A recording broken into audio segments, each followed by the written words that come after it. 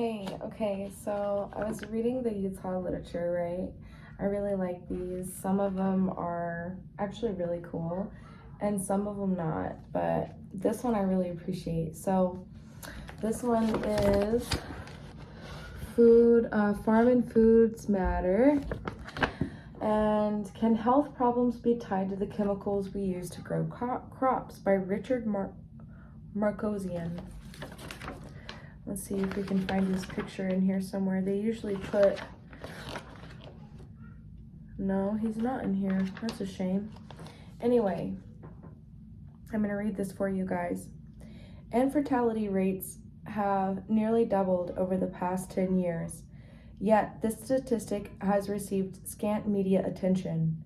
Chronic diseases such as juvenile asthma, diabetes, type 2 diabetes, and heart and lung diseases have increased tenfold in the past 10 years, but oddly few are asking why, as far as, the media goes. The Center for Disease Control and Prevention, CDC, has $11.5 billion budget. And their job is to ask what can be done to prevent diseases and to make Americans more healthy. They employ more than 11,000 people, yet there are no longitudinal studies being conducted to ask why Americans are getting sicker than ever. Today, 60% of Americans suffer from at least one chronic condition, and 40% suffer from 2 or more diseases. Why not study and understand what's causing this? While the CDC may not be asking why, they are putting a lot of effort into asking who and where. The CDC reports that the number one chronic disease factor is socioeconomic status. They can now predict chronic diseases and their prevalence by zip code. Okay. The poor suffer more from chronic diseases. Strangely enough, the CDC does not examine eating habits of those who suffer from chronic diseases the most. Habits such as weather or not eating more processed foods is a major contributing factor in overall health, whether eating GMO foods has made a significant difference in the wellness of individuals. It turns out that there is a control group that the CDC ignores in all of their studies. There are some Americans who are bucking the trend. They are poor people who are extremely healthy. Their socioeconomic status is very low, but they suffer from far fewer chronic diseases than average Americans. How and why? They are the Mennonites and the Amish. Both groups eat little to no processed foods. They both eat almost entirely foods they grow on their farms using heirloom seeds and non-GMO products. And these people are far healthier than Americans who earn very little income. Amish people remain physically active into old age and they eat very well. Amish men take an average of 18,500 steps per day.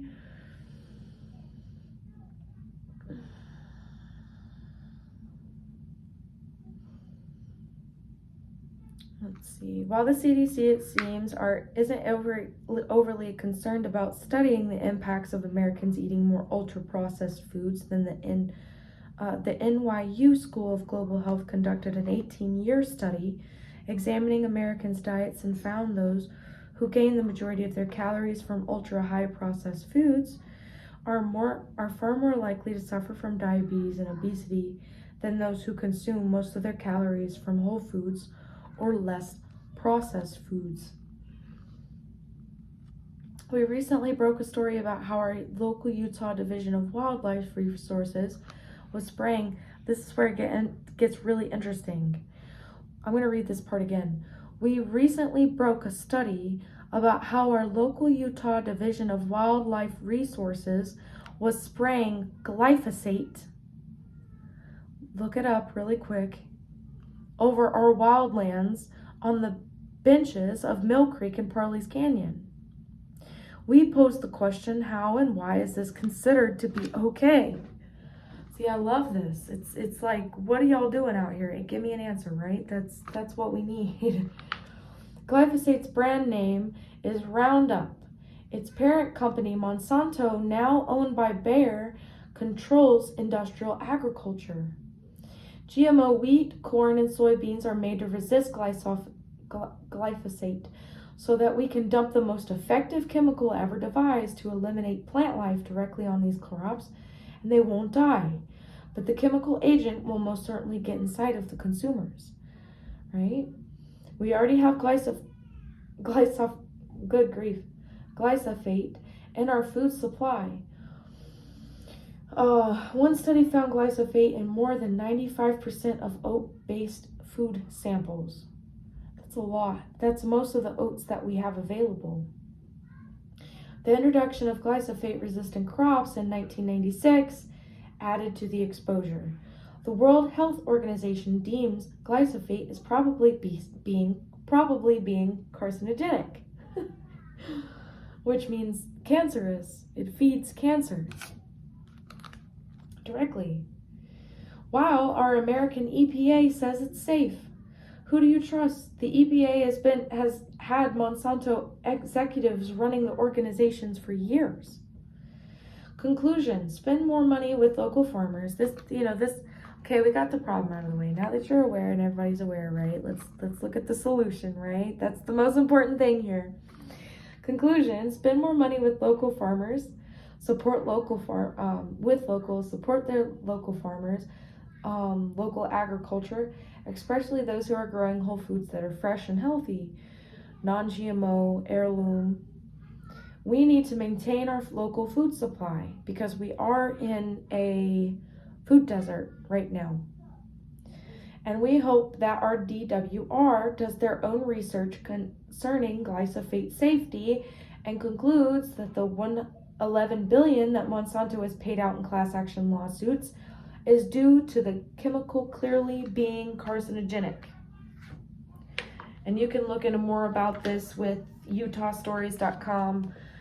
If you are in Utah, you can find these, pretty much anywhere. I get mine from the 21st Street tobacco store. And I honestly, you can also get them at the Water Wellness in Mill Creek. Go in there and check them out. Let's see. I'll share more with you on this one later, because this one I've been sitting down and doing my research and spending time with this literature, because I don't really care about the local literature that's talking about where to eat and where to drink and stuff like that. I don't care about that. This one does share a little bit about the local food markets or local farmers markets here in Utah and in the Salt Lake area. Also, shout out to Redmond Farms for fabulous, high quality, unfiltered, and raw milk.